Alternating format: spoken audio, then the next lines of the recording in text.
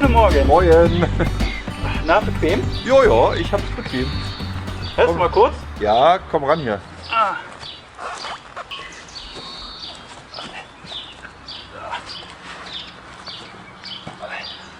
Merci. Na dann, Prost. Prost. Wie ist ein Espresso so? Gut geworden, hätte ich gar nicht gedacht. Ja, alles super. Sehr schön. Ich Ja. bin lieber beim Filterkaffee. Ja, Reine Gewohnheit. aber trotzdem, schön, dass du trotzdem zu Gast gekommen bist. Vielen herzlichen Dank. Ins Refugium. Einen schönen guten Morgen, einen schönen guten Sonntagmorgen, sehr verehrte Damen und Herren. Heute ist ja irgendwie schon wieder ein Sonntag mit einem lateinischen Namen. Der heißt Rogate. Beete. Ja, und wir dachten, dass wir bei so einem schönen Wetter und an einem Sonntagmorgen einfach mal wieder an einen neuen Ort gehen. Das Schöne ist, in diesem Pfarrgarten hier in Baiersdorf kann man sogar Vanlife im Garten machen. Also das heißt, das Auto hier einfach am Lagerfeuer parken und eine Nacht drinne verbringen. Wunderschön. Ja, und wir dachten, in dieser Atmosphäre empfangen wir euch heute Morgen mal an diesem Sonntag und reden über das, was Lars eben gesagt hat, übers Beten. Also das soll heute unser Thema sein. Aber ich glaube, irgendwie, ich habe überhaupt keine Lust auf irgendeinen wissenschaftlichen Vortrag oder irgend sowas, Bloß sondern nicht. nee, bei so einem Kaffee habe ich einfach, ich dachte, wir reden einfach mal über das Beten und was unsere persönlichen Erfahrungen damit sind. Ja, also was wir so damit persönlich verbinden. Ihr habt jetzt auch die Gelegenheit, euch noch einen Kaffee zu holen. Also ihr könnt mal kurz auf Pause drücken, ja, euch einen Kaffee holen und dann mit uns zusammen hier am Lagerfeuer euer Käffchen trinken. Ja, wie halten wir es denn mit dem Beten eigentlich? Also man kann ja ganz persönlich beten. Also das ist ja sowieso was Persönliches irgendwie. Ja, aber wir dachten, vielleicht kann man ja heute ansprechen, das sozusagen das persönliche Gebet und was man da so für Anlässe hat und was man überhaupt selber unter Beten versteht. Wann hast du denn das letzte Mal gebetet? Das letzte Mal, das war sozusagen, wo ich auch persönlich gebetet habe, zum Examen. Also vor knapp einem Jahr. So jetzt wirklich fast ein Jahr her.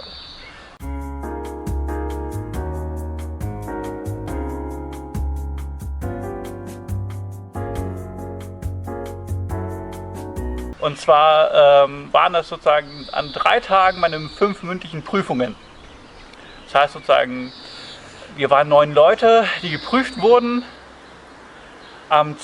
Nach dem Ende des 2. Tages waren 8 fertig. Nur ich noch nicht. Die wussten schon, dass sie bestanden haben? Genau. Also die hatten alle auch noch eine Prüfung vor sich, so ist es nicht. Aber die wussten, selbst wenn sie die verhauen, haben sie ihr Examen in der Tasche.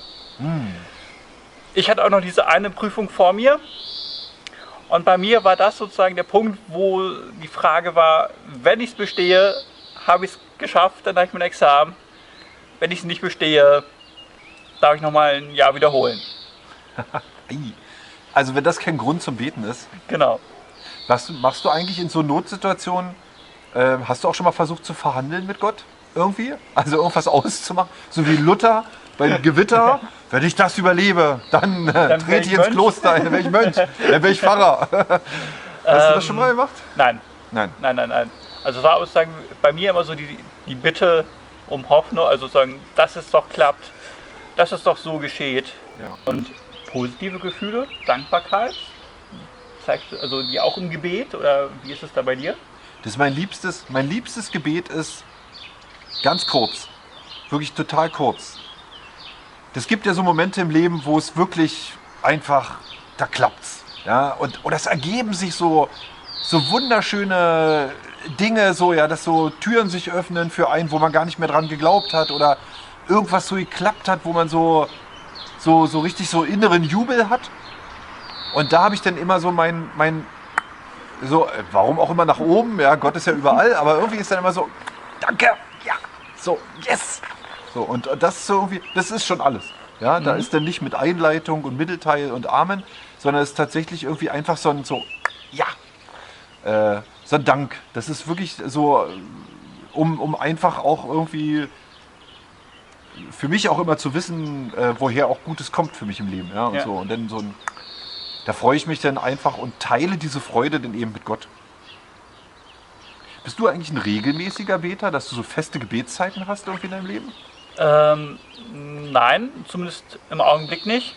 Ich hatte es eine Zeit lang, als ich für einen Feriensprachkurs, also auch so während meines Studiums, mal in Neuendelzau war.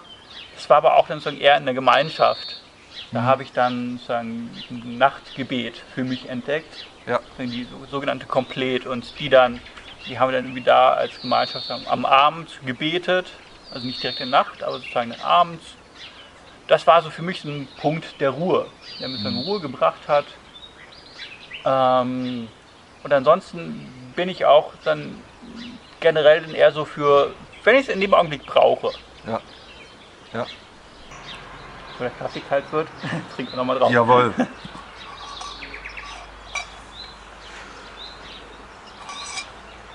Ja, wir hatten ja schon das Beten in der Gruppe eben angesprochen. Ja. Ich habe mal irgendwann so eine Gemeinschaft oder bin in einer Gemeinschaft gewesen, wo wirklich laut, nicht ein vorgefertigtes Gebet, sondern jeder den eben laut beten konnte. Am Anfang war mir das total fremd. Ja, da habe ich das so als komisch empfunden. Aber mit der Zeit fand ich das auch irgendwie ganz cool, so zu hören, was in den Leuten vorgeht. Und manchmal auch zu hören, dass für einen in der Gruppe so gebetet wird. Hat auch was total Schönes, ja, dass man sich so von der Gruppe dadurch nochmal ganz anders aufgefangen fühlt. Ja. Das ist ja sowieso die Fürbitte.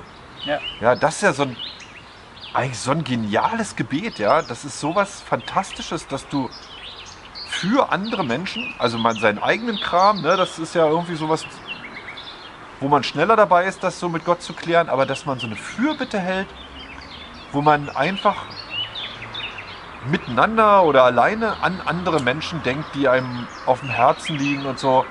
Das finde ich auch was Tolles. Also das ist so eine... Also manchmal glaube ich, dass das so, wenn es das nicht schon gäbe, dann müsste das so für die menschliche Psyche so erfunden werden. Ja? So irgendwie, weil das einfach so gut tut, ja, und weil das auch die Gemeinschaft so fördert. Ja, dass man an andere Menschen so aktiv denkt. Ja. Manchmal wünsche ich mir das auch im Gottesdienst, dass das nochmal viel persönlicher auch werden könnte. Aber das trauen sich viele nicht, ja, denn wir haben auch schon mal so ein Kerzengebet im Gottesdienst gemacht, dass man so Fürbitte, Kerze anzünden, Fürbitte, oder das gibt ja immer diese Tradition, dass man am Totensonntag eine Kerze anzündet, und dann kann man ja eigentlich, oder dazu fordere ich auch auf, dass man immer eine Kerze anzündet und dazu auch vielleicht laut was spricht, aber das machen die allerwenigsten. Also das ist wirklich sehr, sehr selten. Also ich glaube, so als Fazit kann man eigentlich sagen, so aus unserer persönlichen Erfahrung gibt es kaum irgendwie Vorschriften oder so ist es richtig. Ja, ich meine, Gebet muss ja nicht nur Worte sein, ja, es kann ja auch irgendwie Gedanken sein oder einfach so ein Genießen. Also wir sind ja hier, machen Vanlife im Pfarrgarten. Ich genieße diesen Garten total, ja, der ist so herrlich groß. Und Oder die Stille, finde ich auch mal ein sehr schönes Teil sozusagen. Einfach mal Ruhe, nichts hören. Einfach nur hören, ja. Oder so, und genau. Nichts sagen.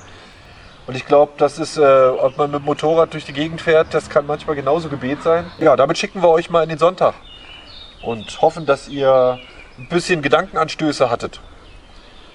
Und wir sehen uns demnächst mal wieder. Genau. 2 Ansagen. Erste Ansage, es ist ja Sonntag. Und Sonntag wird normalerweise in den Gottesdiensten für einen guten Zweck gesammelt. Ihr findet den guten Zweck entweder in der Videobeschreibung unter diesem Video oder auf unserer Webseite. Da werden wir jetzt irgendwie wieder einblenden, wo die zu finden ist. Und ihr könnt gerne etwas spenden. Es wird wieder für etwas Allgemeinnütziges, für ein Hilfsprojekt, für irgendetwas gespendet. Wir werden es auf jeden Fall euch sozusagen beschreiben. Das ist das Erste. Das Zweite ist, das war hier so ein bisschen so ein Auftakt dafür, dass wir auch vom Pfarrgarten und von dem Leben als Landpfarrer oder Landpfarrerin, also jedenfalls im Pfarramt auf dem Lande, noch ein bisschen mehr zeigen wollen. Ich habe jetzt auf Instagram schon einen Hashtag eingerichtet, der heißt Pfarradies, und den Hashtag findet ihr hier auch irgendwo wieder. Da werdet ihr jetzt immer wieder Beiträge von uns finden, auch mal so zwischendurch, dass wir euch so bestimmte Projekte zeigen, die wir hier in diesem wunderschönen Areal irgendwie machen.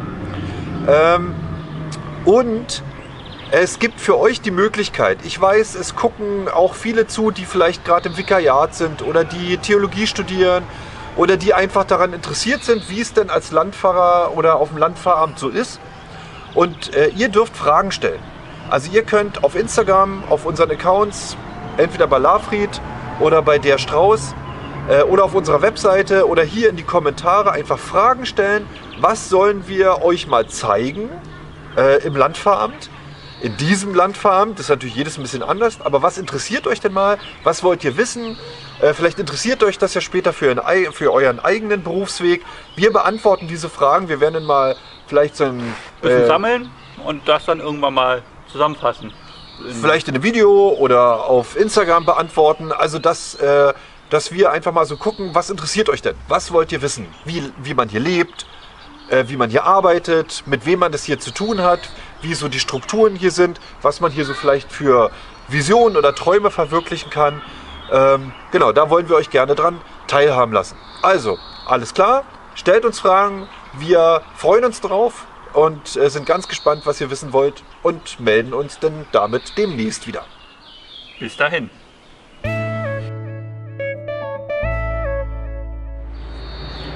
Gut, läuft.